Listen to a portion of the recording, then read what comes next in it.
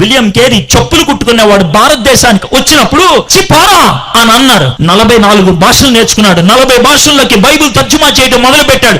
28 భాషల్లో కొత్త నిబంధన, 17 భాషల్లో పూర్తి బైబిల్ తర్జుమా చేసి నీ చేతుల్లో ఉన్న ఈ తెలుగు బైబిల్ పెట్టింది ఆయనే.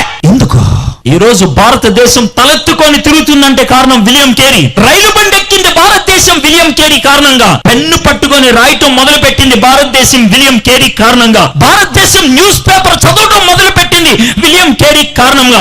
ఇంతమంది ఆడవాళ్ళు ఇక్కడ కూర్చొని బైబిల్ తీసి చదవగలుగుతున్నారంటే విలియం కేరీ ఆడవాళ్ళకి స్కూల్స్, కాలేజెస్ తెరవడం బట్టి సాధ్యమైంది.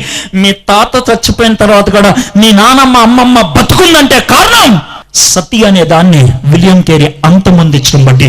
ఎందుకు దేవుడు దర్శనమిచ్చాడు, అంధకారంలో ఉన్నటువంటి భారతదేశాన్ని వెలుగులోకి నడిపించాలి అని. దేవునితో గడిపితే ఆయన ఒక దర్శనం ఇస్తాడు.